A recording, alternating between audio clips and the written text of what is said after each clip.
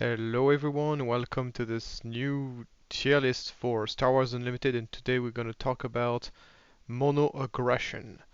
So mono aggression is in an interesting place right now in Star Wars Unlimited because it's mostly about being aggressive, but the problem at the moment is that most of the aggressive decks are red-white, because they want to play for a cause I believe in. And the problem with for a cause I believe in is like it's a card that really restricts your deck building option.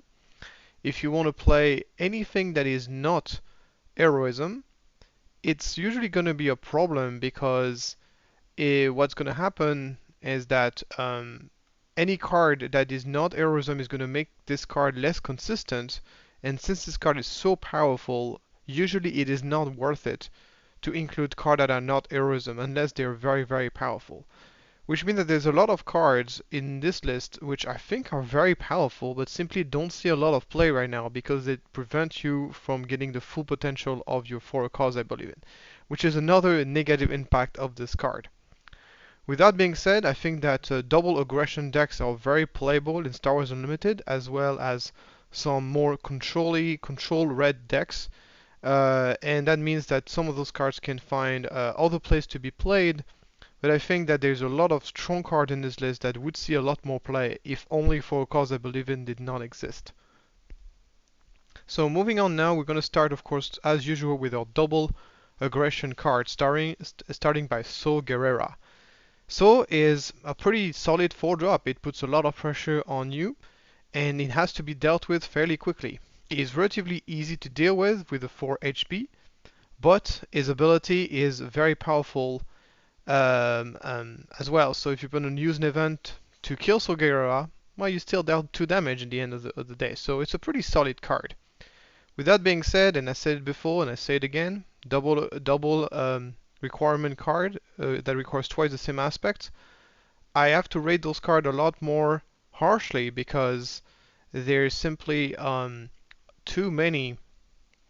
There's simply too many good cards in all the different colors, and by restricting yourself from playing one color, you're really making your deck a lot worse.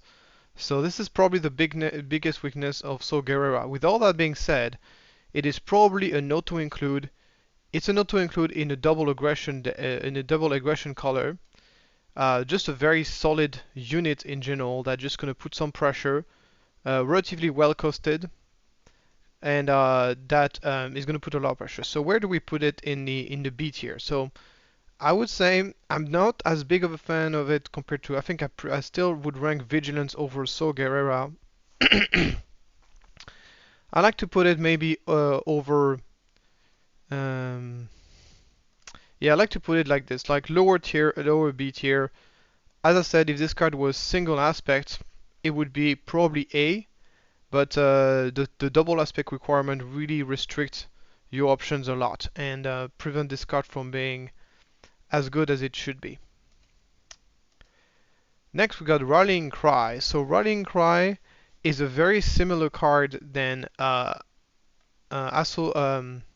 Assault Delta, which is the double green card here, in the sense that you need to have a pretty big board to be able to use it, and then you use it and your opponent has a chance to react to it.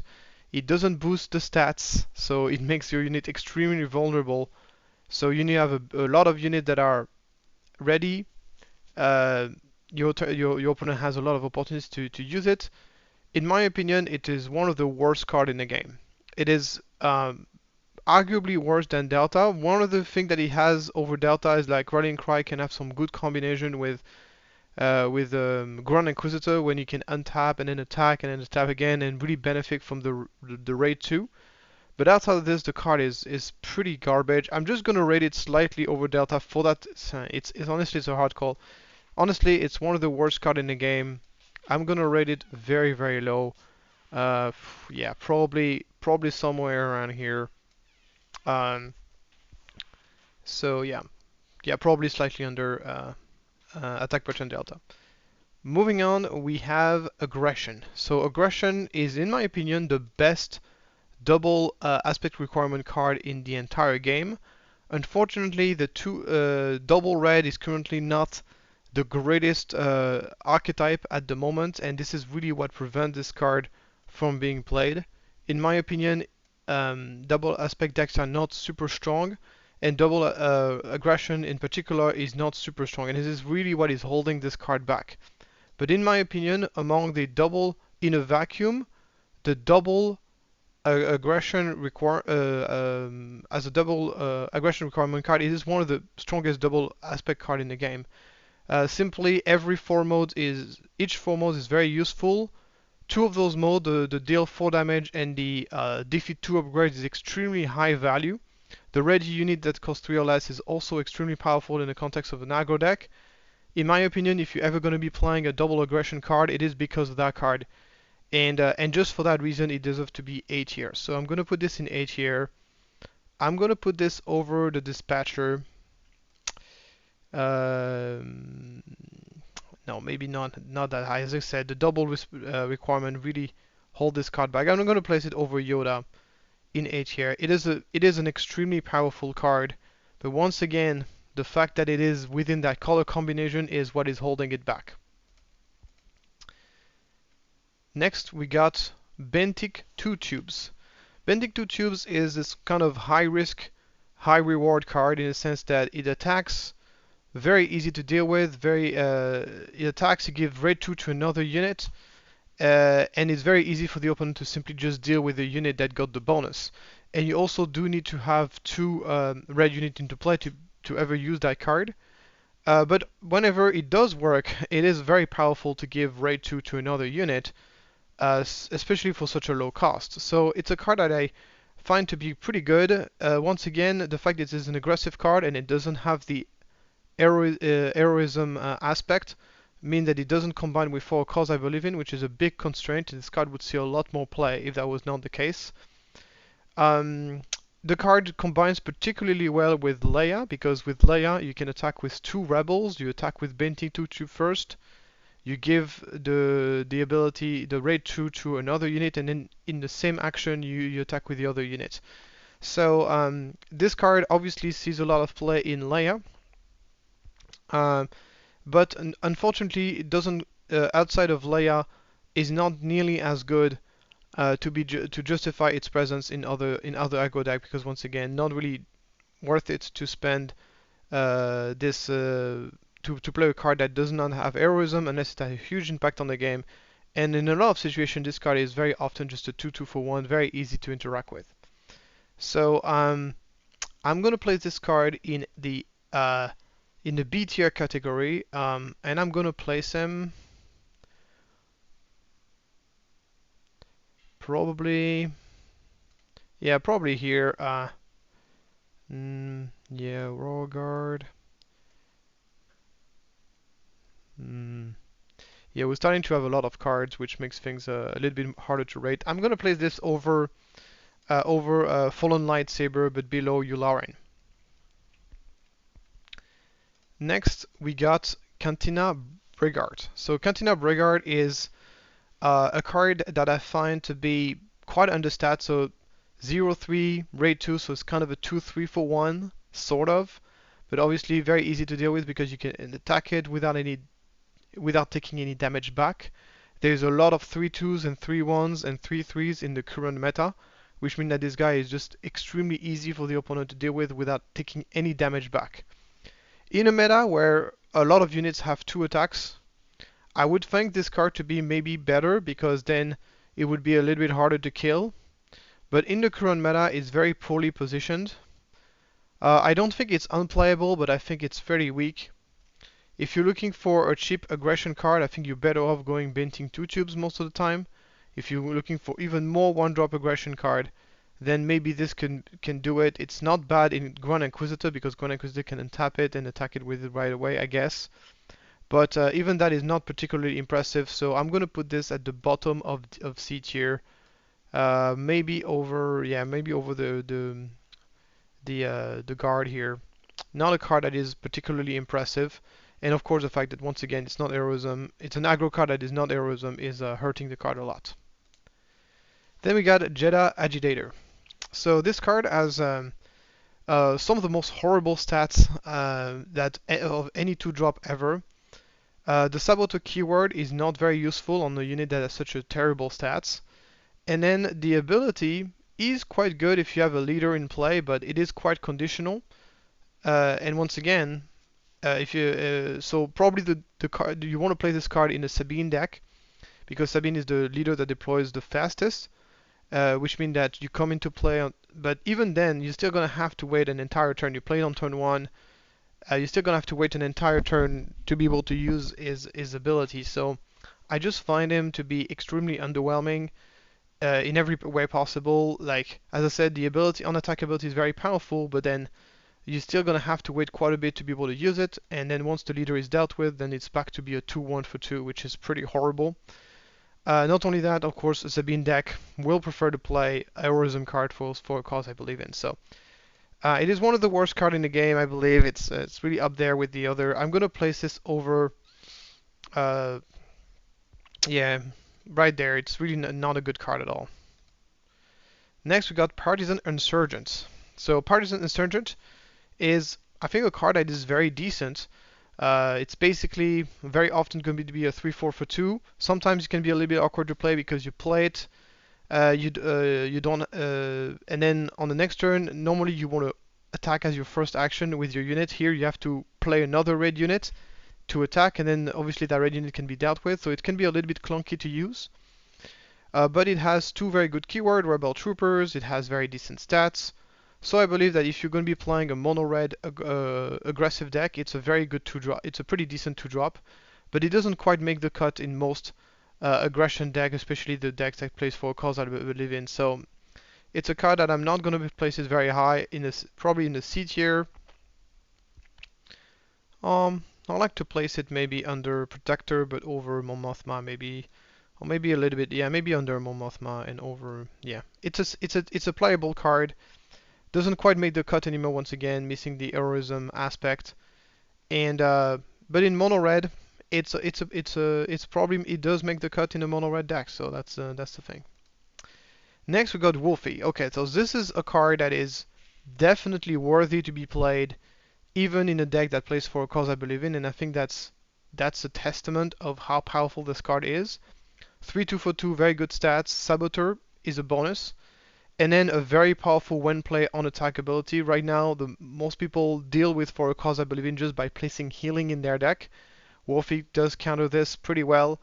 Is incredibly good against all those blue control decks like the Ardon decks, the Krennic decks that have a lot of healing. So it not only is it a very good card in a vacuum, it also fits a particular need for the aggro deck. So you're going to see this very often as one of the non-heroism card in an aggro deck. And you're also going to see this card in the sideboard a lot. So this is definitely worthy to be rated very high. So for me, it's either top of A tier, top of B tier, or in A tier. One big thing though that is holding this card back is the fact that it is not a rebel.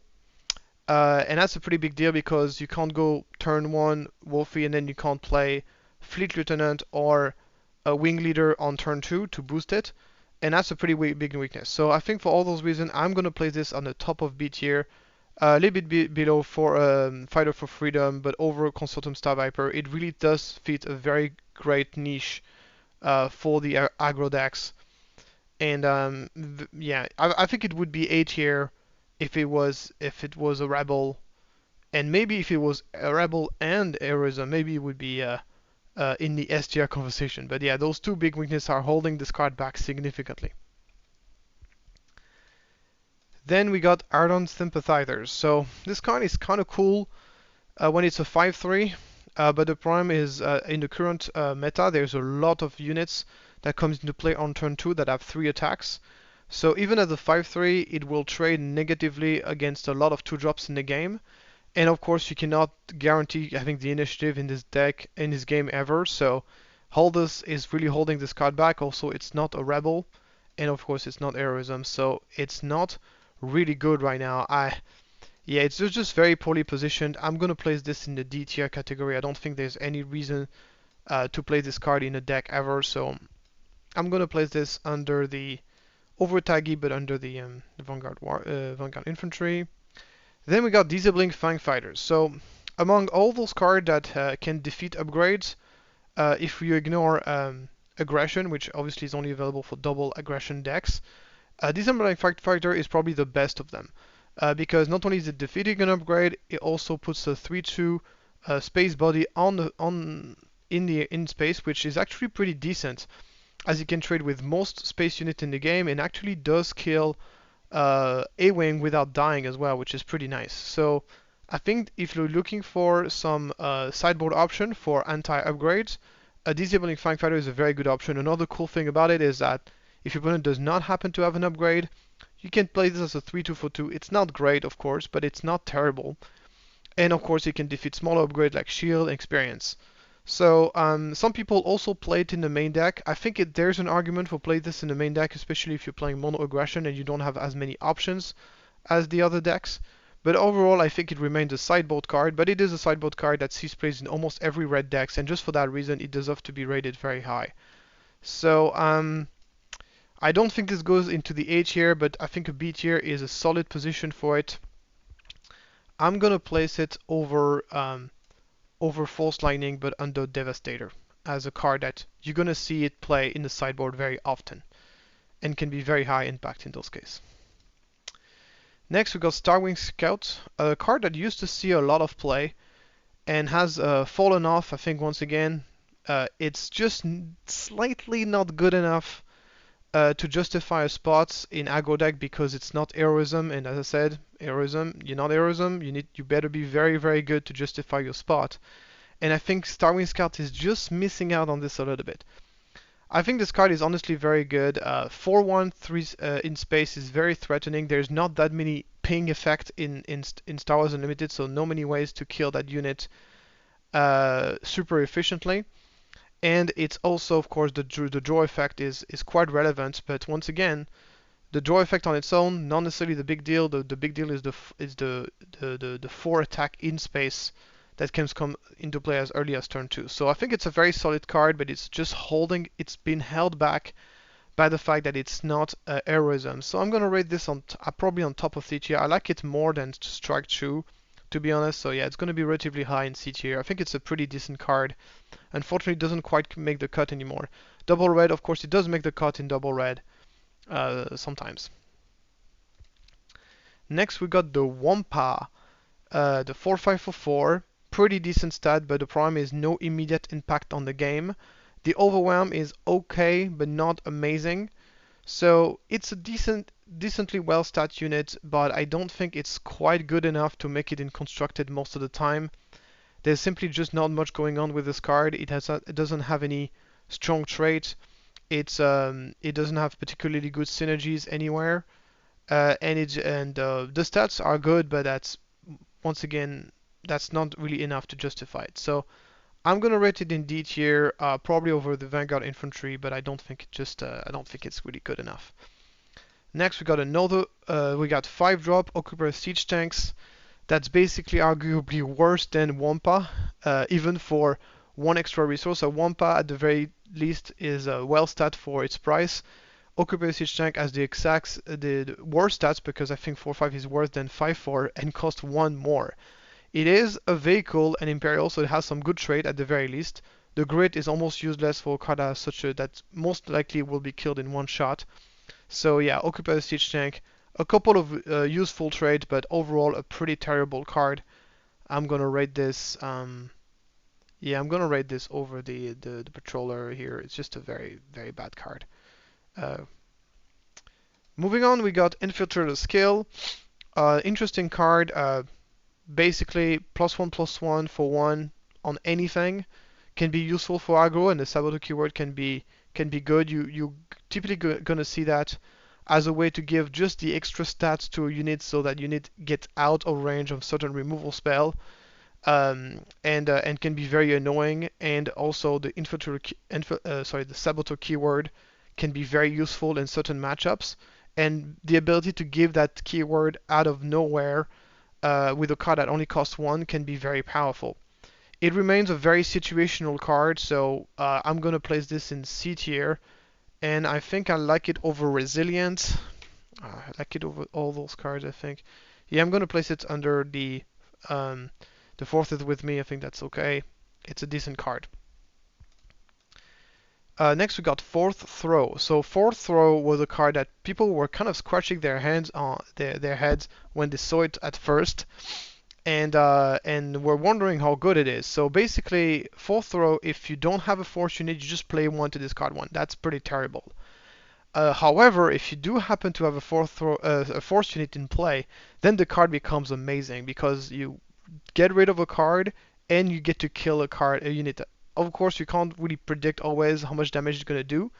In certain matchup, it deals 2 damage, which is not great, but in late game situation when people are very restricted in cards, very few cards in hand, people have a tendency to resource their cheap card and keep their expensive cards, of course. So in those kinds of late game situation, Fourth Throw becomes really amazing. And also having a force unit sticking on the battlefield in the later stage of the game is actually much easier. So Fourth Throw, even though it's a cheap card, is actually a late game card most of the time. And in late game, it's super impactful because you're getting rid of a card in your opponent's hand and you kill another unit at the same time. Another play you can make, which sometimes can be worth it, is you can Fourth Throw one of your own cards. So let's say you got like very expensive card in hand and there's something expensive in play that you really want to kill. You can play Fourth Throw discarding a 7-drop or 8-drop and you can one-shot a Boba, you can one-shot any leader in the game for only 1 resources, which is pretty insane. So Fourth Throw is responsible by itself to the presence in the meta of force-based deck. So the Jedi Red deck that I talked about earlier basically came to existence thanks to this card. Before this card existed, this deck did not exist, and then this card single-handedly made all the force synergy become a thing in the metagame. And this card is incredibly powerful and a very strong reason to play a force synergy based deck. Force synergy based deck at the moment are not so popular, but you can be sure that if ever someone wants to build a force based deck, it's going to include that card for sure. It's such a high impact card, and it's not that difficult to play. So for me, Fourth Throw deserves to be in the A tier category for all those reasons. Oh, sorry, I moved the wrong card here. Why did I put Fourth Throw? Did it came back at the bottom? No.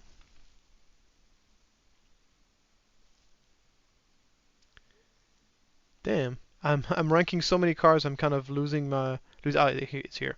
I'm kind of losing them. So yeah, Fourth Throw, such a high impact on the game. You see, one of the reasons why Yoda is A tier is because Fourth Throw exists. So I'm gonna place this card over Redemption, but under Reinforcement Walker. It's just such a great card. So we also ranked Force Lightning, which is in a sense a bit similar to Fourth Throw. Force Lightning, though, we rated it on the B tier, I believe, yeah, because it is restricted to black-red, and that's a very big restriction because the Force enablers in heroism are actually much stronger than the Force enabler in villainy. You got Yoda, you got Kanan. The villainy, they don't have as many enablers, and those enablers typically don't stick on the battlefield as well as the heroism one. Heroism has a lot more tools to protect their units in general. Next we got Precision Fire. Precision Fire is one of those buff spells that I think is pretty decent, but the problem is that being limited only to troopers to get the +2 attack bonus is a pretty big restriction and makes this kind of boost spell relatively easy to play around. It is not a bad card in a vacuum, but there's just better options as far as boost spells. So typically we saw obviously heroic sacrifices that can work on anything, give +2/+0, and also is heroism. We saw, of course, the surprise strike in yellow, and there's also what's it called? Rebel assault. So there's just now too much competition, and very rarely is playing that card a good idea compared to other cards that do exist.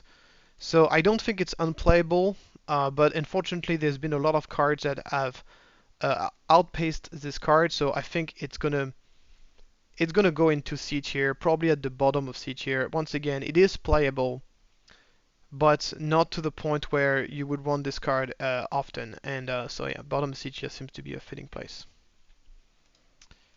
Next, we got Keep Fighting. Keep Fighting is a card that I think is actually much better than people give it credit for. It has good synergy with units that have raid. It allows you to deal damage out of nowhere. Very difficult to play around this card because it's relatively cheap. Um, and it's very powerful with cards that have on attack effect as well. Um, I'm just a big fan of that card. What is holding this card back is that it's a finisher card that ultimately is not heroism. So if this card was heroism, it would see a ton of play. But because it's not, then people usually shy away from it. It's just not good enough to make the cut with 4 cards I believe in. And because this card was spoiled at the same time as 4 cards I believe in, it ended up just never seeing any play, while it deserved to see a lot more play than it has.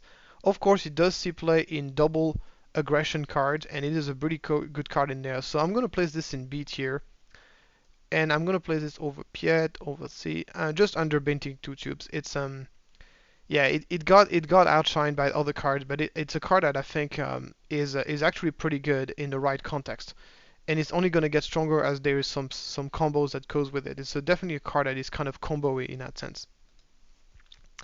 Next, we got Power Failure. Power Failure is one of the options that Red has as a upgrade removal. I don't think very highly of this card. There are certain units in the game that have tons of upgrade on them. Typically, the Lieutenant Chalsen that comes to play with tons of experience token on them, and because the experience token as well as shield do count as upgrades, so that's pretty good in that context. Typically, this card is going to be a specialized health counter to very specific strategy that really want to stack multiple upgrades on the same unit. At the moment, the only deck that really wants to do that is the Chirrut upgraded deck. So we've seen people playing very all-in version of Chirrut that plays loads of different upgrades and really are trying to stack those upgrades on Chirrut and try to take over the game like this. And it's a strategy that can be very difficult to deal with for certain decks. And Power Failure is a very hard counter to this.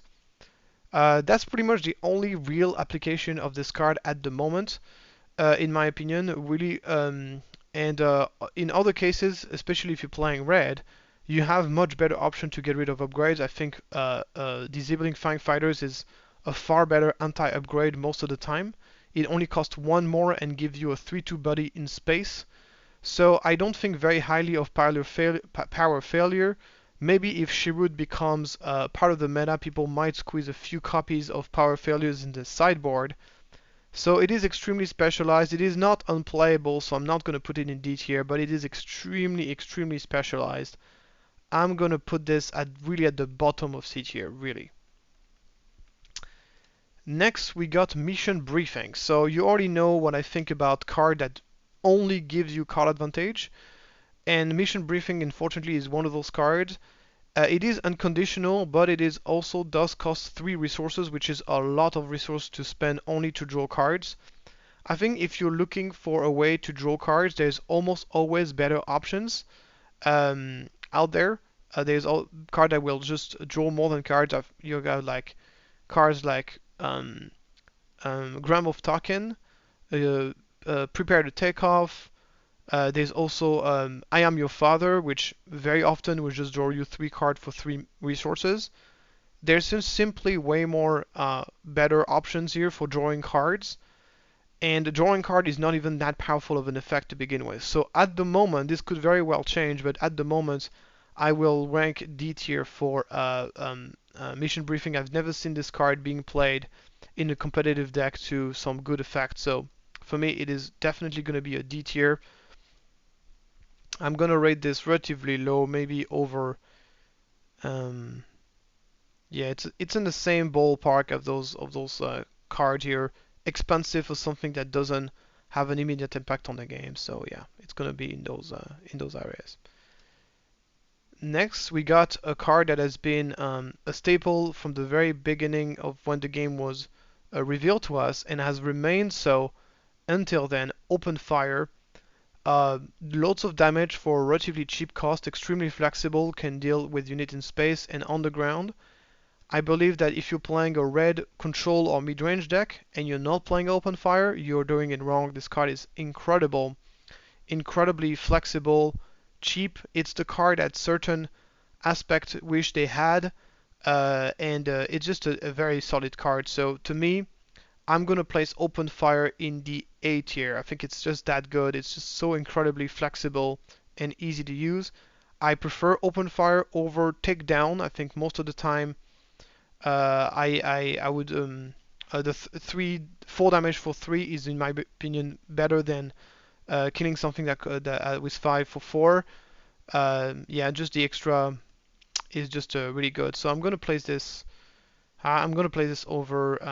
Yeah, I'm gonna place this over Palpatine and under Garia attack pod. It's just a really good card. Next, we got Bombing Run. So Bombing Run was the AoE damage effect that we were kind of looking for in red, and it was actually the very last card that got revealed to us by Fantasy Flight Game. And in my opinion, it's a card that is not as good as it looks. Unfortunately, it's not as good as we thought it would be. Um, so it is relatively situational. That's the problem, because sometimes and often it's simply just going to deal a bunch of damage to a couple of units, and that's not really going to change the board state. And for something that costs 5 resources and does not stick to the battlefield, this is not an effect that is often powerful enough. Obviously, in some situations, it's very strong. So typically, you are racing with your opponent. You have your units on the ground. Your opponent has units on the space. You play bombing run. You can keep a couple of their units. That's obviously very good. And sometimes it can act as sort of a mini overwhelming barrage, but that doesn't require you to have a unit in play to do it, which is nice. But obviously, it's not nearly as flexible as barrage. It doesn't give you the +2/+2 bonus. So there's a lot of limitations. So I still think it's a solid card, and I still think that if you're playing a red control deck, you should be playing some amount of bombing runs in your sideboard, or at least in your main deck, or at least in the sideboard. And what I really like about this card is like it does compensate a major weakness of control decks. It's a card that actually is a good card in control, and actually helps you against aggro. And for that reason, it deserves some praise. So I think I'm going to place this in the lower part of B tier. It is a good card in a control deck, at least in the sideboard. And I'm going to place it, yeah, bottom of B tier seems to be a fine place for it. I'm going to place it over Fifth Brother, but under Royal Guard.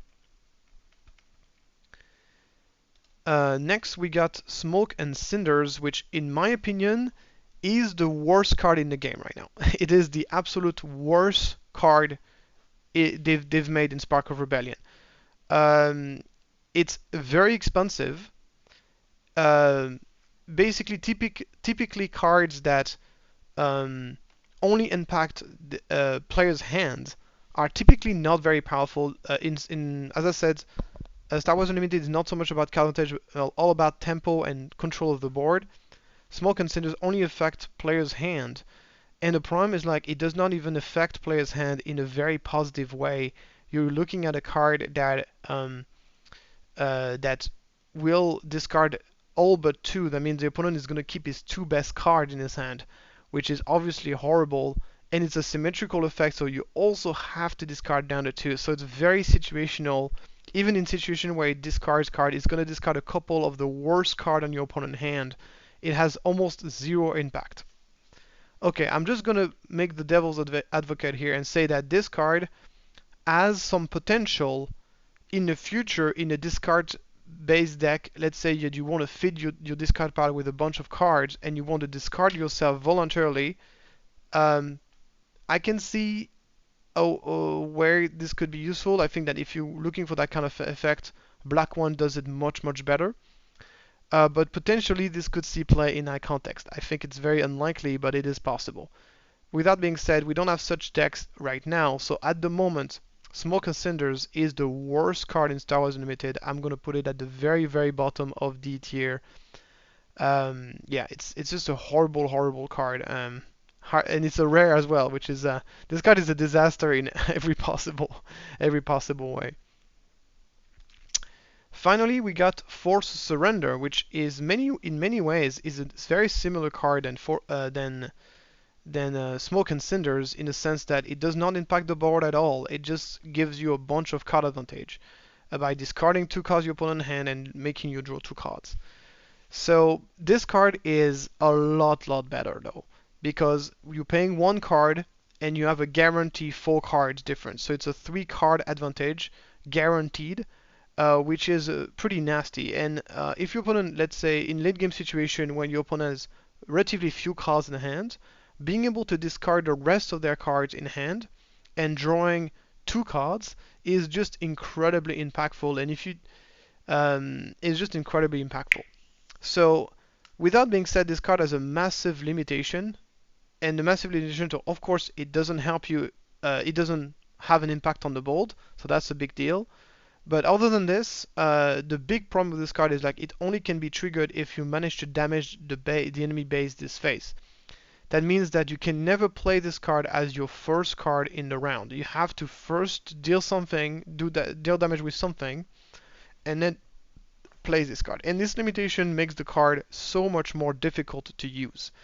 There's going to be some situation where it's going to be quite bad. It is this kind of card that is going to be difficult to use, but if you do happen to use it, you can that card can win you the game. So I like this card in Vader because in Vader you have the ability to ping the opponent, deal damage to the opponent with the ping, which does help triggering this card. It's also a relatively slow, controlly deck that really would enjoy to have some sort of card advantage. So my opinion is that it's a card that I think you can play as a 1 or 2 of in your sideboard because it can help in the mirror of control. So if you're both playing control decks and you play the Force Surrender at a good moment, you can win the game, especially if your opponent does not expect it. So it is non-unplayable. I'm gonna put this at the bottom of in the C tier category. It is specialized, but I think the impact when it goes off is powerful enough that it deserves to be placed. And I'm gonna place this over Mon Mothma, but under Protector, so relatively high C tier. It's a very specialized card. Play this. Sorry. Play this in the D tier, in the C tier. In the sideboard of a Vader deck for the Mirror of Midrange is where I would consider it. And that was the last aggression card. So we are now done with aggression and we only have 1 color to cover, which is cunning. Once again, if you got any disagreement of any points that I've forgotten that you would have to, or any questions about some of the stuff I haven't talked about, then feel free to tell me in the comments below. And see you next time, guys.